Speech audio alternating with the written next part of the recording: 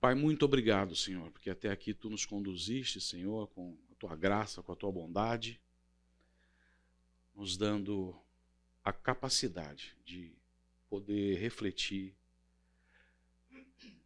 estudar a Tua palavra, avaliar os Teus mandamentos, reconhecer a Tua vontade, compreender a importância de tudo aquilo que nós fazemos aqui. E, Senhor, temos esse privilégio, e é um privilégio, de ter a liberdade de nos congregarmos numa igreja, estarmos numa sala, de termos a Bíblia à nossa disposição sem nenhum tipo de restrição. Poder professar a nossa fé, poder discutir vários assuntos e crescer. Te agradeço demais, Senhor, o privilégio de ter caminhado aqui durante todos esses dias, na presença aqui dos irmãos, e que nós possamos hoje, Senhor, ter um fechamento adequado para a nossa compreensão. Fica conosco no dia de hoje, fica conosco nessa semana que vai se iniciar, com todos os desafios que nós temos, cada um sabe o seu aqui, Senhor, então que Tu possas estar cobrindo com a Tua graça, com o Teu cuidado e a gente consiga seguir de forma adequada. Te agradeço por tudo, em nome do Teu Filho amado Jesus. Amém. Gente, hoje é a última aula. E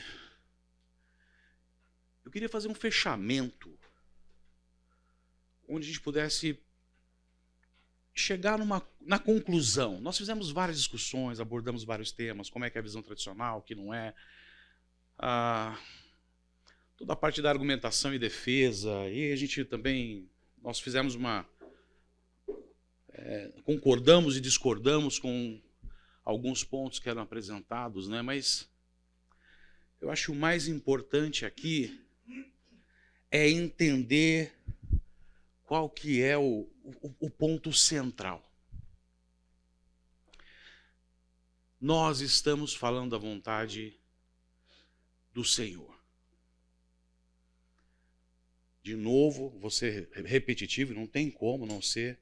Sabemos que há uma vontade soberana, sabemos que há uma vontade moral. O grande problema é quando a gente vai atrás dos interesses pessoais. Então, assim, eu não quero gastar muito tempo, mas ser o mais objetivo possível. Porque é um tema extremamente importante e por que nós temos um grande risco de agir de uma forma errada. Porque dentro desse tema há um fator coração.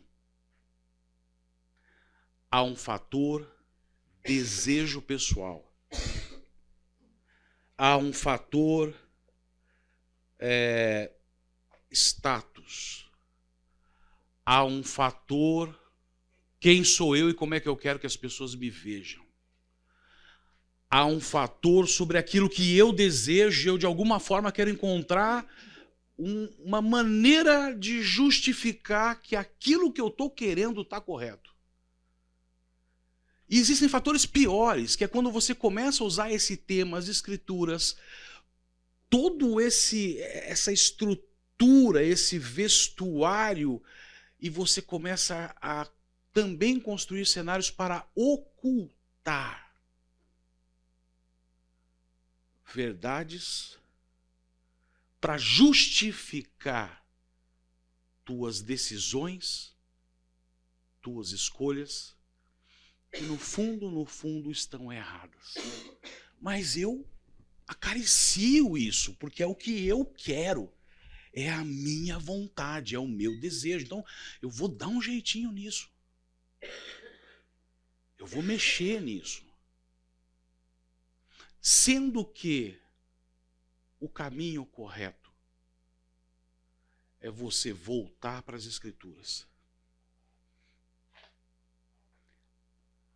Não há pergunta, questão, dúvida que você não encontre nas Escrituras.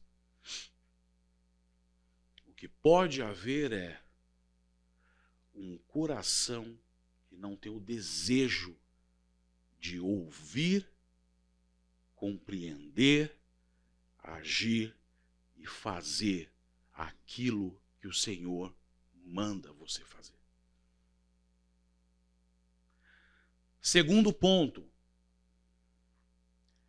não está nas Escrituras.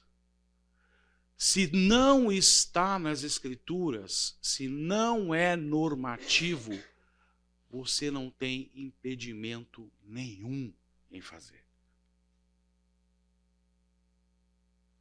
Eu também não posso criar regras, eu também não posso criar obrigações, novos mandamentos ou ICs, porque eu não tenho o direito disso. Você pode até criar para você algum mecanismo em que você fale assim, olha, eu quero assumir um compromisso que eu não vou comer chocolate por um ano. Não tem problema nenhum você fazer um compromisso desse com o Senhor, talvez por algum motivo, por algum desejo. Olha que legal, às vezes assim, Senhor, eu tenho visto, eu tenho lutado contra um pecado pessoal. E nessa batalha, eu tenho sido derrotado várias vezes. Eu tenho tido algumas vitórias, em algum momento eu tenho algumas derrotas, isso tem me incomodado muito. E aí, pessoalmente, você fala assim, olha, me ajuda, eu quero fazer um compromisso contigo, vou ficar um ano sem comer chocolate. Olha, não existe nada que desabone ou abone, mas isso não é regra, não é lei, não é mandamento. E você não pode transferir isso para outro. Não crie aquilo que não está lá. A verdade é que Cristo nos chamou, Deus nos chamou para viver uma vida de plena liberdade. Mas uma liberdade responsável, que lhe agrada. Porque a cada vez que eu uso da minha liberdade e tomo decisões em favor, em direção a aquilo que o Senhor deseja ou a sua obra, isso agrada o Senhor. Isso é uma forma de você mostrar que você ama Ele. Isso é uma forma de você mostrar que você tá ligado com Ele. Então, eu vou fazer isso, eu vou fazer aquilo, tem tal decisão, não tem essa decisão, que caminho que eu vou seguir, eu quero saber a vontade de Deus para esse ponto, para aquele ponto. Você tem liberdade de escolha.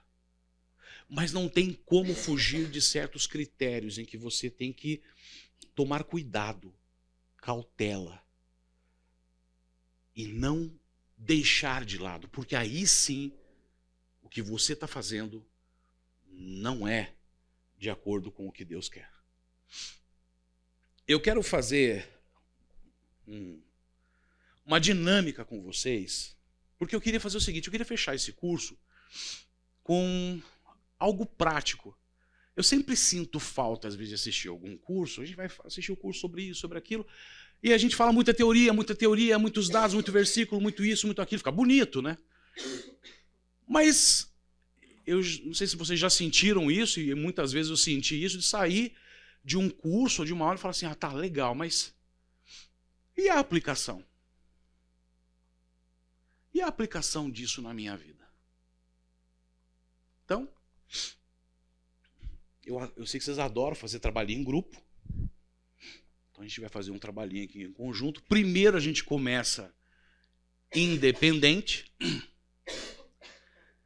E depois, vamos ver se dá para fazer essa dinâmica, essas cadeiras aqui não ajudam muito para a movimentação. Queria alguns grupos, todos vão fazer o mesmo exercício, mas eu preciso que vocês prestem muita atenção na historinha que eu vou contar. Dentro desse contexto que eu vou trazer para você, você distribui também aí essas folhas aqui? 1 ou 2 folhas para cada um. Então, distribui para mim aí, por favor. Está pegando aí. Passa para o pessoal aí.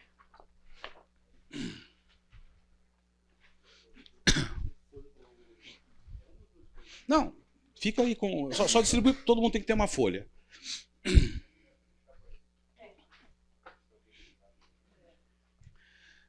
Eu vou criar aqui uma circunstância, uma história. Primeiro ponto. Não é ninguém da igreja. Não é ninguém que vocês conhecem. Tá? Mas eu quero que você preste atenção nos detalhes de tudo que eu vou falar. E agora, sozinho, você marque, faz um checklist. Isso aqui acho que não é legal. Isso aqui, esquisito. Aí depois, em grupo, vocês vão discutir esses pontos. Eu gostaria que tivesse... Eu estou pensando em fazer o seguinte, pelo menos separar em grupos em que alguém tem aí um celular para fazer pesquisa, para auxiliar. Eu quero que vocês... Não adianta você me dar a resposta do que você acha.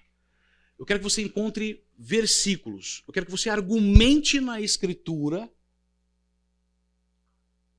o porquê que você acha que aquilo não está legal. Por que aquilo está errado? Se não fundamentar no texto bíblico, esquece. Eu acho não será aceito aqui. Tá bom? Então vamos lá. Todo mundo tem lápis? Henrique, não?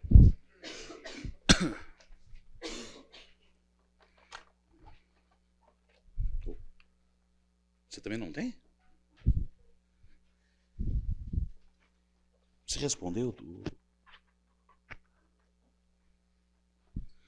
Henrique, sobrou um pequenininho para você, cara.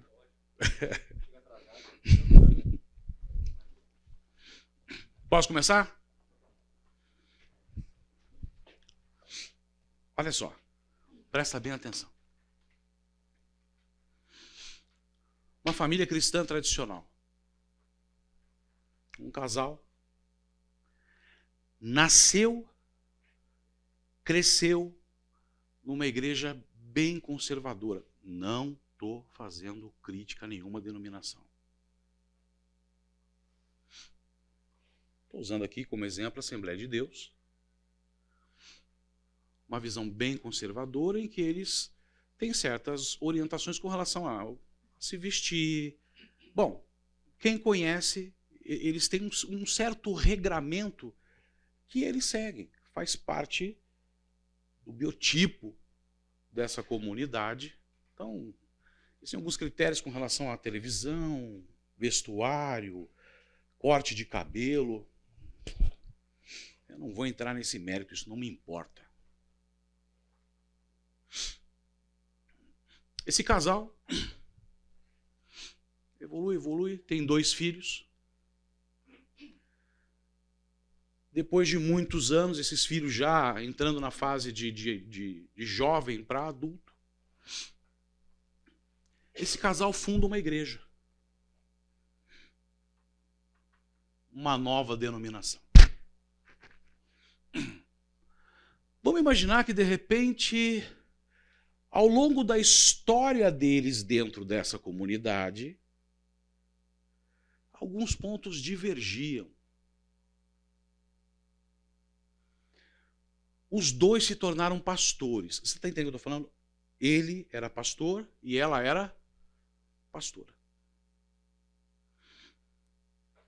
E chegou um certo momento. Vamos fundar a nossa igreja. E fundaram uma igreja com um outro nome. Não é Assembleia, não é Metodista, não é Presbiteriana. É a Igreja da Chama Divina da Graça Profunda do Coração do Santuário. Fundaram uma igreja. Junto desse processo, alguns foram juntos, seguiram, eles administram essa igreja. Muito bem. Criaram os filhos dentro dessa estrutura. Um dos filhos,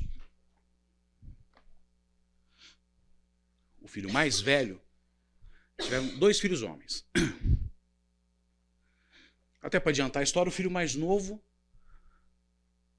se casou muito bem, vive bem com a esposa, está trabalhando fora do país,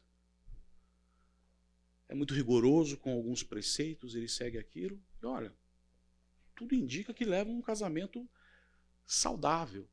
E Deus tem abençoado a vida deles. Não é a questão de abençoar só financeiramente, mas no caminhar. Eles têm tido sucesso, apesar das dificuldades. Mas o filho mais velho, aos 26 anos ele casa. Encontra uma moça dentro da igreja, casa-se com ela e vivem juntos por um tempo. E ele tem uma filha desse primeiro casamento. Esse filho mais velho tem alguns traços de caráter. Não sei o que foi a criação dele, mas é um cara que se acha um ponto fora da curva. Então, aos 26 anos de idade, e porque ele começou a trabalhar cedo, fez faculdade, teve algumas oportunidades de trabalho em que ele conseguiu adquirir experiência antecipada. Veja, não é que ele era inteligente, ele não é um ser especial, mas ele muito cedo teve tempo de ter uma experiência profissional que quando ele chegou para exercer mesmo a carreira, ele se destacou. De novo, não porque ele é um gênio, mas que quando ele entrou para realmente exercer o âmbito profissional, o seu trabalho, ele já tinha um conhecimento que os outros não tinham. Então ele já sai em vantagem nisso. E ele começa a ver que ele se destaca e rapidamente onde ele está, ele galga alguns cargos e vai melhorando muito rápido. Ele tem uma ascensão muito rápida. E isso para ele começa a destacar ao ponto de que ele não tem pudor de falar para todo mundo, não, poxa, eu tenho agora 28 anos, 30 anos, cara, olha o nível que eu tô. Imagina quando eu tiver 38, eu já devo ser um diretor de uma grande corporação. Com o conhecimento que eu tenho, eu vou ser um grande conselheiro, vou ser um CEO, um CFO. O cara vai ser... Ele começa a acreditar que ele é alguém muito diferenciado. Associado a isso, vem toda uma bagagem de que ele vai na igreja, serve na igreja, toca trompete, toca sanfona, toca bateria. Às vezes ministra jovens. E depois que ele casou, nem bem casou, já estava dando curso encontro de casais. Bom, esse rapaz, em um dado momento do seu casamento,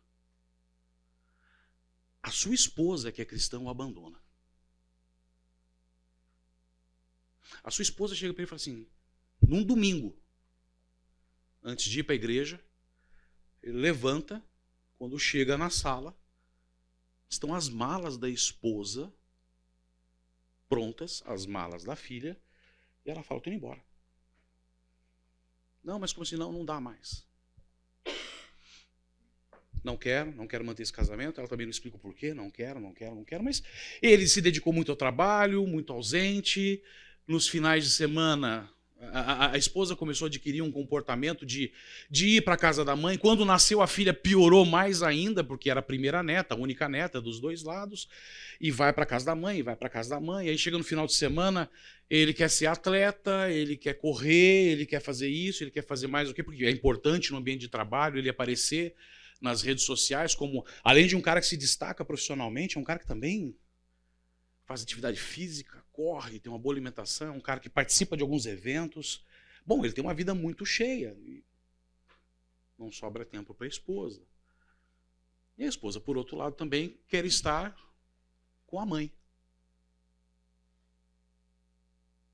Quer de novo voltar a viver o que ela vivia antes de casar. Esposa abandona, separa, volta para a casa dos pais dela com essa filha. Ele tentou reverter, propôs até de alugar uma casa perto da casa dos pais, com piscina, com isso, com aquilo. Não teve jeito. Bom, isso tem um impacto naquela comunidade. Agora a coisa começa. Vocês estão me acompanhando até aqui? Por quê? Ele é filho de pastores. Como é que fica isso na comunidade? Poxa, é filho de pastor, separou. Na realidade, ela abandonou ele.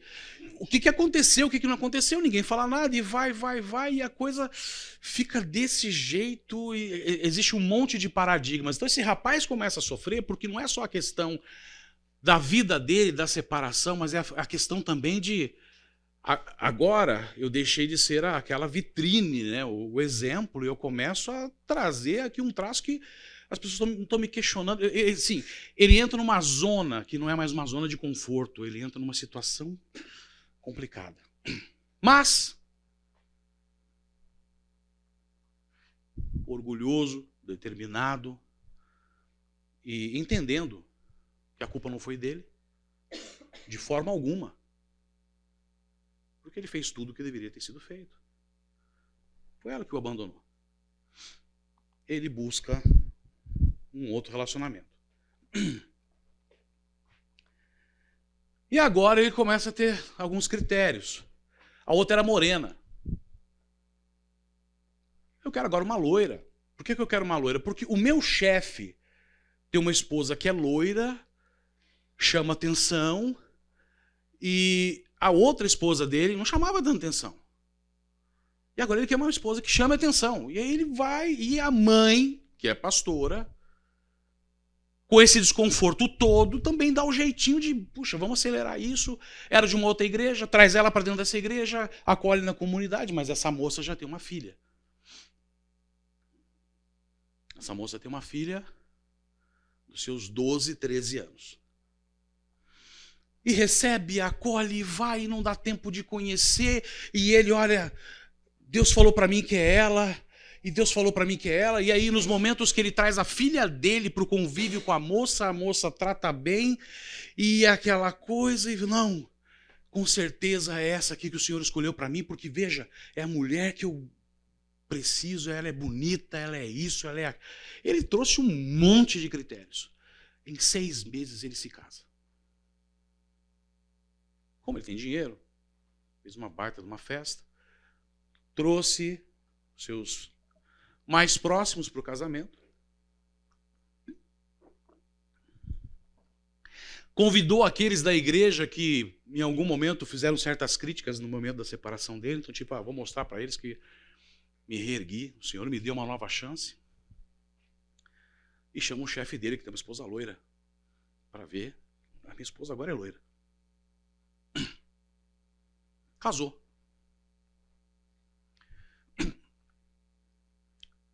No início do relacionamento, ele começa a descobrir que a moça tem problemas de comportamento. Ela era viúva, tinha essa filha, e a moça era extremamente agressiva. E na realidade a moça não aceita a filha. A moça começa a competir com a filha de 2, 3 anos.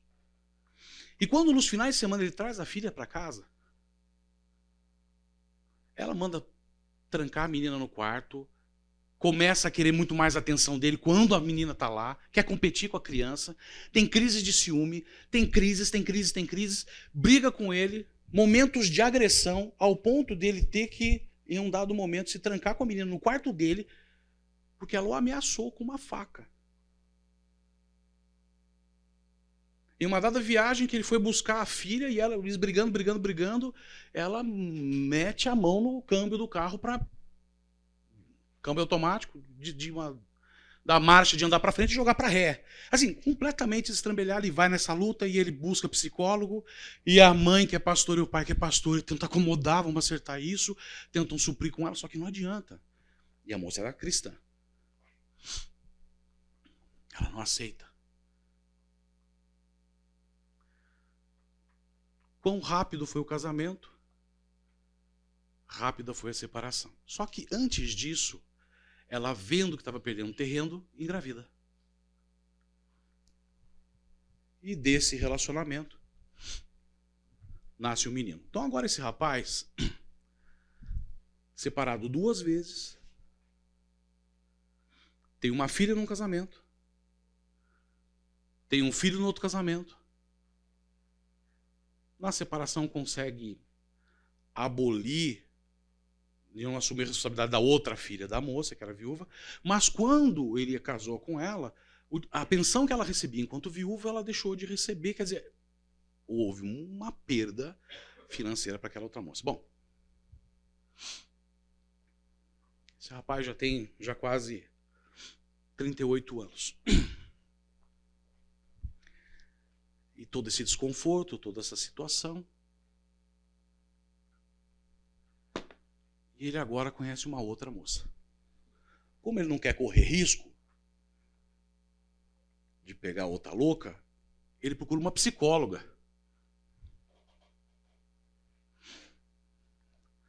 Não cristã.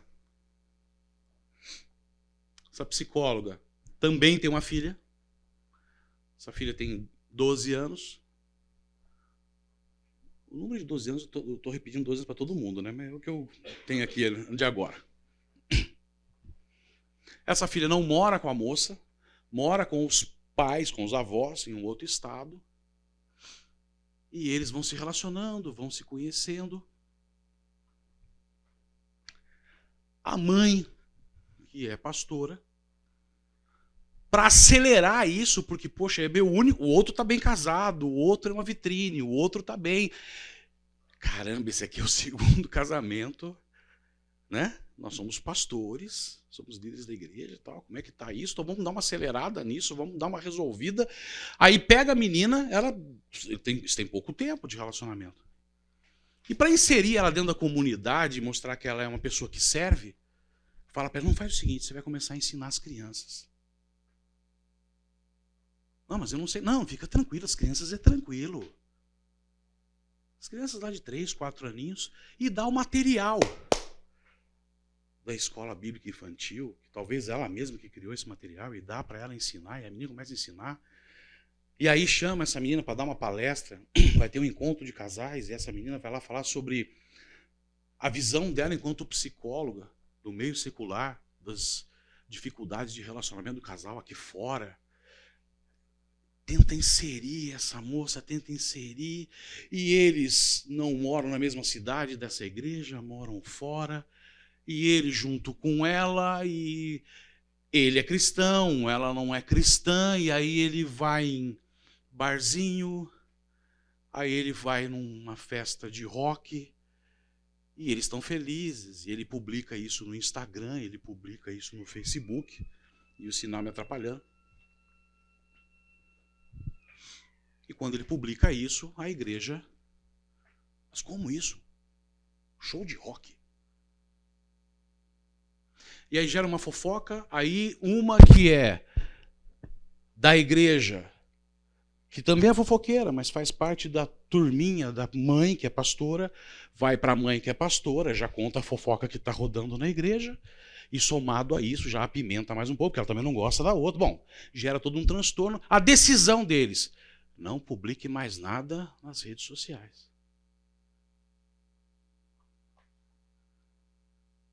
Só que a menina agora, vendo tudo isso, vira para ele e fala assim, pela primeira vez, é por isso que eu não gosto de crente. Vocês são hipócritas. Essa é a visão de igreja que eu tenho. Aliás, eu vou te perguntar, por que a gente tem que ir todo domingo na igreja? Ele, não, porque tem que ir. Não, por que tem que ir? Não, porque tem que ir. E aí, somado a isso, vocês vão ter trabalho. Ele tem um amigo da família que é pastor de uma igreja, não é pastor, ele é apóstolo. E esse apóstolo, em visão, chegou para ele e falou assim, o Senhor falou para mim que está determinado que você vai ter que ser pastor, você tem um chamado para... Olha, já tem toda essa história desse rapaz.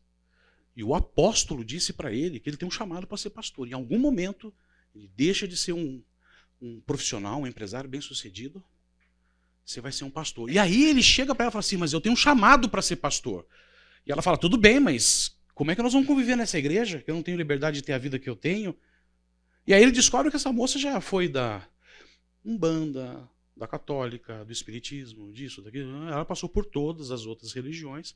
E a última que ela frequenta é a dos evangélicos, e já com essa visão que ele descobre agora. E aí ele chega nesse momento e chega para vocês, que são os conselheiros dele. Vocês são os responsáveis pelo aconselhamento. Ele vira para vocês e fala assim, eu quero fazer a vontade de Deus. Há um chamado para mim. Sabe o que eu estou fazendo nessa crise toda? Vou fazer um jejum de 21 dias. Para o Senhor me responder. Talvez esse cara aqui vá até usar a lã de Gideão.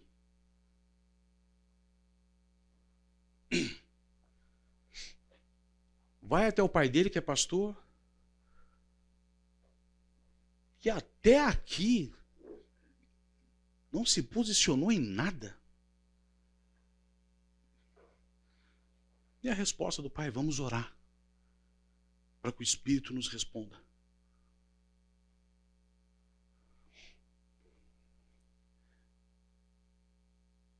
Quatorze anos se passaram da vida desse rapaz.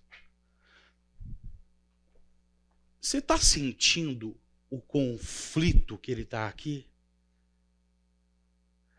Você está sentindo a dor que ele está aqui? A crise? Vamos para o intervalo? Na volta a gente faz exercício. Deixa eu só... Foi até interessante o comentário que ele fez ali, para a gente não cair num erro muito comum. Ao longo de todo o estudo, de todas as aulas que nós tivemos, um dos focos era mostrar para que nós compreendêssemos que, às vezes, uma visão equivocada ou criar certos preceitos e conceitos que não condizem com o que a Escritura quer, lá na frente você sofre. É uma questão de aplicação. A gente não está aqui para julgar. Veja, de novo, eu não coloquei a Assembleia de Deus, porque é um exemplo da Assembleia de Deus. Poderia ser congregacional, qualquer outra coisa, mas eu precisava de uma igreja que tivesse um aspecto de ser uma igreja mais conservadora. Tá? E eu trouxe aqui alguns traços. Eu quero que a gente avalie os traços. Não estamos julgando ninguém, mesmo porque isso é uma história fictícia. Então, assim, nós temos que trabalhar aqui os traços. Vocês foram chamados para trabalhar com aconselhamento. A forma como a gente vai enxergar toda essa história faz diferença. E às vezes é um nível de maturidade que você alcançou agora. E que antes você também não tinha. Cada um tem uma história de vida. Da mesma forma, eu não nasci dentro de um lar cristão. Se eu olhasse isso com a minha percepção antes de me converter verdadeiramente, seria outra forma de enxergar isso. E aí, estou errado? Tá? Então vamos lá.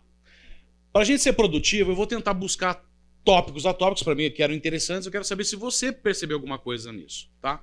Então, por exemplo, a primeira coisa, alguém tratou algo relacionado ao fato dos pais criarem uma nova igreja? Fala. Vou começar com minha opinião, mas eu tenho a base, tá? Tá. Se eles estavam enxergando que a igreja não estava fundamentada na palavra, primeiro, né, que fala na Bíblia, primeiro vai e fala com seu irmão. E se ele não te ouvir, busca outro. Então, eu não sei se eles não foram até a liderança conversar, né? Entendi. Alguém mais? Tá, olha. Tá certinho. Agora, vamos tentar ampliar um pouquinho mais. Por exemplo, eu acho que é legítimo. Imagina que eu Sou casado com a Laís e eu ainda estou na fase em que a Ana Luísa e o Gabriel têm 3 e 4 anos. E eu estou numa igreja que não tem escola bíblica. Eu frequento uma igreja em que eu coloco eles para assistir o culto comigo. E nessa idade nem eu assisto o culto, nem eles ficam quietos. Mas assim, começa a me incomodar que para a formação espiritual deles, e que tem que existir desde pequenininho também, eu sinto que aquela igreja não tem as ferramentas que eu gostaria que tivesse para contribuir para a formação espiritual dos meus filhos. É legítimo uma mudança dessa? É. É um tipo de decisão madura, legítima e está de acordo com as Escrituras. O que Maria fazia com Cristo desde pequenininho? Levava todo ano para Jerusalém. A gente estudou isso aqui para ele estudar, para aprender lá com os maiorais, até que chegou um momento que ele sentou lá com os caras e falou assim, deu um show, deu uma aula. É legítimo. Agora, coral eu não gosto. O líder que vai lá dirigir o louvor, não vou com a cara dele. O pastor está seguindo uma linha de raciocínio que não me... tem tais irmãos. Eu não consigo isso. Eu não consigo. Aí você começa a criar uma série de situações que na realidade não justificam. É uma igreja boa, forte. E igreja não é uma estrutura física de reunião de anjos. Se alguém aqui acha que tem asinha, está no lugar errado. Igreja é um lugar onde se reúnem pecadores. E outra, nós somos cientes que somos pecadores. Então, tem pecado. Eu vou conviver com ele que tem pecado. E aí isso não é justificativo, porque a orientação é viver em paz com todos, agregar, ser membro, fazer com que fortaleça essa igreja. Então, na minha visão, de alguma forma, só essa questão do sectarismo, sectar é quebrar, desvincular, sair, é muito nisso que às vezes nascem seitas. Porque eu vou criar uma igreja agora de acordo com os meus preceitos. Então, quando eu vejo isso já me mostra um perfil em que os pais, não. Se não está do meu jeito, eu crio a igreja que eu quero. Se não está do jeito que eu quero, eu vou fazer. E agora essa igreja é minha. E mais, eu sou o quê? Pastor. E nessa igreja sua esposa é nomeada, como é que se dá o nome quando titulada pastora? Daí você começa a ver quem são os pais. Então, somado a isso, quando você vê na questão do casamento, se isso é um traço da família, provavelmente os filhos também estão acostumados a buscar aquilo que eles querem, do jeito que eles querem, no formato que eles querem. Primeiro casamento. Quem tem alguma coisa... Alguém tem alguma coisa a falar antes disso? Desculpa, fala. Isso. Fala. Em 1 Coríntios 14 fala que a mulher não é para dirigir. Né? Olha, tem um material que fala sobre isso. Teve um evento da editora Fiel, que veio o pastor... O John Piper, não foi? Quem que foi? Lembra que a gente... Bom, algum pastor de fora fez uma palestra sobre isso. Isso é polêmico, tá? Por exemplo, ontem a gente estava tendo planejamento da escola bíblica e um dos pontos era: precisamos encontrar mulheres que ensinem. E na nossa igreja, pode ensinar, desde que ela não ensine doutrina. Existem certos cursos que mulheres que dão e administram só para mulheres. Existem cursos que algumas mulheres já ministraram. A gente teve um curso há um tempo atrás aí de só homens, e uma das aulas foi a Maria do Viling que foi ministrar, mas ela chegou lá na frente, antes de começar a falar, falou assim: olha, estou aqui debaixo da autoridade do meu marido, da aprovação dele e da supervisão dos meus pastores para poder falar para vocês. Porque ela não pode assumir o papel de ser a cabeça. O homem que é o cabeça. Não é só porque a Bíblia diz, mas é uma responsabilidade que o Senhor está colocando para você ser responsável mesmo. Cara, vista as calças, faça o teu papel. Mas eu trabalho demais, não tenho tempo. Se vira. Mas sim, temos aqui esse... É que isso dá pano pra manga pra gente discutir, né? Mas na Bíblia diz que não pode. Não pode. Não pode. Não pode. Né? O nome aqui, ó. É lei. Lembra o que eu falei? É. Aqui é normativo. Não pode. Sobre o primeiro casamento, quem tem alguma consideração a fazer? Não era jogo desigual porque a esposa era cristã. Não. Vamos, primeiro casamento. Ele não soube dividir as responsabilidades.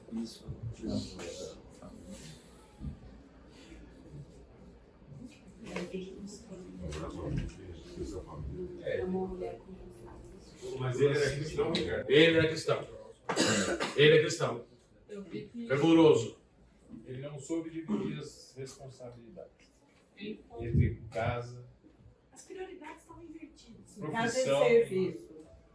Responsabilidades. E mais? Prioridades. Não amou a mulher como Cristo amou a igreja. Não amou como Cristo Os maridos amou. devem amar cada um. De forma como? Cristo amou a igreja. De que forma que Cristo amou a igreja? Água. Incondicional. Né? O que mais? A justificativa dele quando ele se separou dela é muito parecido com o que está em Gênesis. Quando ele culpou a esposa por, na verdade, pela negligência dele, né?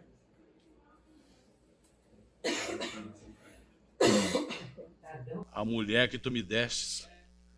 Fala, filho. Ele é cristão. Na minha história eu conheço ele bem. Hoje, quando eu criei isso, eu conheci ele bem.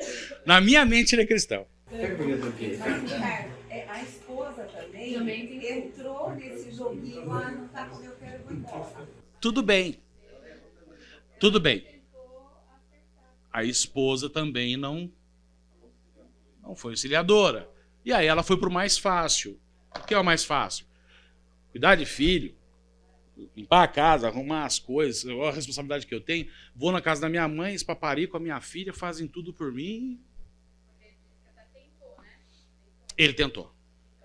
Na minha história ele tentou. Bastante, no final. Vamos lá. Resumo. Fala. No caso aí, no caso dele, na história, eu acho que ele tem uma soberba muito grande. Ele se achava um ser Deus. Ele se afastou, ele se achava o tal, né? Eu quis chamar, Aqui em Provérbios 3 fala assim: não seja sábio aos seus próprios olhos. Tema o Senhor e evite o mal. Isso dará a você saúde ao corpo e vigor ao corpo. Então, ponto. Olha só. Alguém mais quer contribuir aqui? Tem uma passagem também, é lá no Sermão do Monte, que Jesus fala que não escolha o lugar de honra, mas espere que ouçam. Falou para os discípulos, quando a mãe chegou e falou assim, viu, dá para você colocar um do teu lado direito, do lado esquerdo? Ele falou, meu filho, eu não vim para ser servido, eu vim para servir. Se alguém quiser me seguir, é isso. E essa é uma função do marido. Se é para a gente ser igual a Cristo, não é para eu querer ser servido pela minha esposa. É para eu servir ela. É nisso que entra a condição incondicional. Amar independente. E tá lá. Cuidar dela como meu próprio corpo, alimentar como meu próprio corpo. A responsabilidade da integridade da saúde dela é minha. É óbvio, gente, que eu não sou tão criativo, dá para trazer todos os traços aqui. Mas o que eu quis trazer é que, já neste primeiro momento, ao invés de seguir para um segundo casamento, não. Se os pais são pastores, se tinha uma igreja firme, não. Vamos primeiro tentar resolver isso. Em Malaquias tem que Deus odeia o divórcio, né? Oh, Deus odeia o divórcio. Chama a esposa. Chama você. O que foi que aconteceu de verdade? Porque se foram pecados, não tem que aqui o culpado é ele, só ele. É casal, é para ser uma só carne. Tinham pecados que tinham que ser tratados aqui. O cara era orgulhoso, soberbo, administrava mal o tempo. O que interessava era a vida dele. Talvez fazia dela uma escrava, mas uma pessoa que cuida das coisas. Ou ela lhe servia quando ele achava que precisava, ou para alguns eventos. Eu tenho uma esposa também, tá? Eu sou casado, também tenho uma esposa. Ela, por outro lado, talvez não estava com a concepção correta com relação do que é o casamento. Deixar a família, cortar esse vínculo. Não é cortar. Eles agora não é mais família, agora são agregados. Mas ela botar uma linha e falar assim, não, agora eu vou construir o meu lar, o meu casamento. Isso tinha que ser tratado. Mas por que isso não foi tratado? Porque aqui atrás, os pais sentiram vergonha. Meu filho foi largado, o meu filho foi deixado. Não, ele é muito bom. Então deixa eu provar, na minha história. Deixa eu provar para os outros que na realidade é ela que está errada. Deixa eu reforçar essa história. Então eu manipulo, ajusto as coisas para mostrar o seguinte. Você está vendo? Ele casou de novo, ela não. Você está vendo? Foi ela que abandonou. Ó, meu filho é um homem bom. Rapidamente ele encontrou outro casamento. E tão rápido que no segundo casamento, ele não teve tempo de fazer uma escolha correta, seguindo os preceitos que deveriam ser necessários. Ah, ela é cristã. Era cristã de verdade? Ah, ela segue a palavra. Fala. Ah, eu estou falando. É para vocês falarem, desculpa. Não houve adultério. Não houve. Então como vai casar de novo? Já começou com Vem aqui comigo. Verdade. Nós não fomos pro café para ficar fazendo a lição. Não houve adultério. Perfeito, pela lei. Pode ter separado, não podia casar de novo. A não ser que assassinasse a moça, né? Mas eu não ia trazer isso na história, né? Brincadeira. É exagerar demais.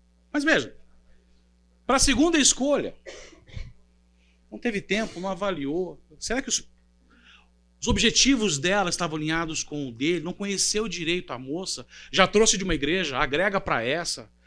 Poxa, a moça é viúva. Vai saber por que o marido morreu, sabendo a história que ele descobriu depois. Na verdade, na 1 Timóteo 1,5 fala que, na Tô verdade, parecendo da Atena aqui agora, né? quando isso aconteceu, ele não poderia ser mais pastor, porque diz que tem que... Esse era um dos finais. Né, já teria que Fantástico. Mas olha só. Guarda esse pro final, gente. Vamos seguir os pontos, mas não esquece. Isso é um ponto, sim. E pior. Mas o filho não podia ser pastor. O filho não podia ser né? Porque os pais, agora eu estava pensando nisso, os pais, eles já não tinham mais. Ele era casado, então ele não tinha mais poder nesse filho, né? Porque se ele estivesse dentro da casa dos pais, os pais tinham que deixar também a liderança, né? Mas veja. Pior é um pastor, um apóstolo, um pastor amigo virar para ele sabendo toda essa história. Já está aqui no final e fala assim, e fica bonito, né? O Senhor disse para mim que você tem um chamado para ser pastor. Caramba! Com toda essa história. O que Tito fala sobre como é que tem que ser o sacerdote? Homem de uma mulher? Só aí já... Irrepreensível, que saiba administrar bem o seu lar. Timóteo fala sobre governar a família. Governar a família, Timóteo. Então, gente, isso daqui, notoriamente, já demonstra que ele não teve capacidade de governar de uma forma adequada. Porque até mesmo, se faltava instrução para a esposa e maturidade, era ele o responsável por fazer isso. Fala assim, querida, está errado isso. Esse é teu papel, esse é meu papel. E aí ele vai para um segundo casamento. E quais foram as prioridades que ele colocou nesse casamento? Lembra da historinha que eu contei? Ela é loira. Meu Deus, temos pouco tempo. Mas aí tem o palpite da mãe. A mãe já... A mãe palpitou também. Pega a bolsa e dá uma bolsada nela agora. A mãe. Rebeca. A mãe palpitou. E aí agora ele falou assim, será que ela é firme na palavra? Será que ela vai seguir os meus caminhos se eu quiser servir, não mais como um pastor, mas como alguém de liderança na igreja? Será que isso, que aquilo? Não. Ela é loira. Vou levar na empresa agora, mostrar pro meu chefe. A minha esposa é loira também. Bonita.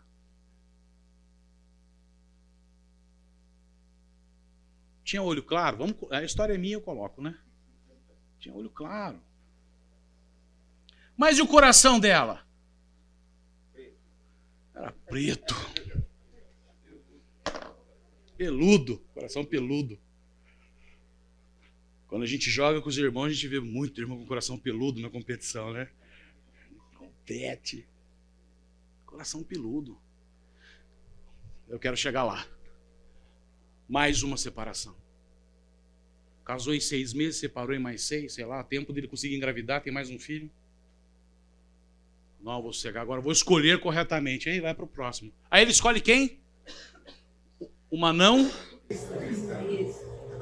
Caramba! Aí está totalmente fora de Ladeira abaixo. Essa informação não sei não, cara. Tinha, ela não era cristã. Falei no início. A última não era cristã. E aí, o que a mãe faz? Meu Deus do céu, como é que eu trago isso aqui para a igreja agora? Manda ela ensinar. Dá o livrinho, pai. Mas ela, olha como ela é comprometida, ela está ensinando as criancinhas. Não tem problema ensinar a criança. Ensinar o que para a criança? Olha, criançada, vamos falar sobre Jonas. E aí, o grande peixe... mas isso é só alegoria, viu? É só historinha. Imagina que um peixe engole alguém. Ela não acredita. A Bíblia é literal para ela. Isso é de menos, né? Vai saber. Amor é tudo amor.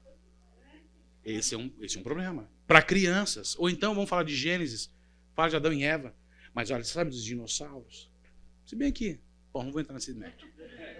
Mas... podia ensinar, gente. Não, caramba, mas a mãe era pastora. Tá acabando. E aí ele chega nesse momento e fala assim, pô, eu tô com casamento marcado, o que eu faço? Porque agora que acontece... Na realidade, Deus tem sido até bom com ele. Porque gerou essa fofoca, gerou essa coisa toda, a mãe entrou na fofoca, e aquele negócio todo, e aí ela chega a seguinte coisa, cara, o que eu faço?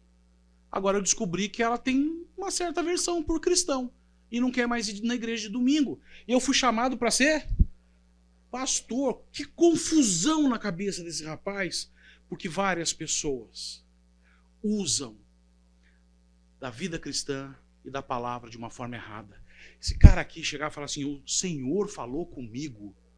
Antes dele abrir a boca para falar isso, ele tinha que pegar e ver, vem cá, aqui como é na igreja. Se você chegar aqui do dia para a noite e falar assim, eu quero servir, você é colocado no molho.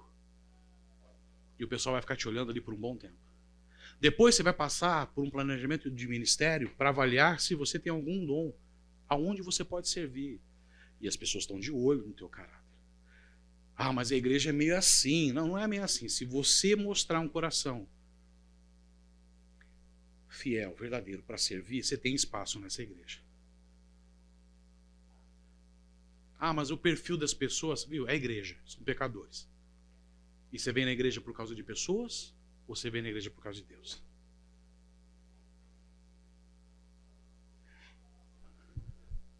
Que orientação você daria para ele aqui? Vamos lá. O sinal está apontando. Se eu tivesse que resumir um versículo, é tanta coisa errada que não dá pra pensar, né? Mas um versículo que eu mais gosto, eu acho que 90% das coisas erradas estão aqui, Deuteronômio 29, 29 fala, mas coisas encobertas pertencem ao Senhor. A gente quer ser descoberto porque está encoberto, pertence a Deus. Mas as reveladas pertencem a nós para sempre, para que sigamos todas. Então ele não segue o que Deus deixou escancarado e quer descobrir o que está encoberto. Ele faz tudo ao contrário. Segue o que está escrito e deixa encoberto para Deus. Porque a gente quer descobrir o que não está escrito e não faz o que ele está mandando fazer. Aí não dá. É justamente isso. Mas a pergunta dele para você é: cara, eu quero me casar em maio, o que eu faço? Mas você só vai falar assim, não casa? Amigo, Começar a destrinchar tudo que está Volta lá acontecendo. pro primeiro. cara, vamos voltar lá para trás e ver o que aconteceu. 2. Desculpa, não tinha nem como você marcar isso para maio, é jogo desigual. Ainda é, ela não se converteu. Não, mas ela tá na igreja, você não sabe o coração. E outras, pode ser que você até force de tal forma que ela fala, eu quero casar. Aí aceitei o Senhor. E aí depois lá na frente ele descobre que era mentira. Cara, não casa. Você ama ela? Dá um tempo para ela. Manda ela ler João.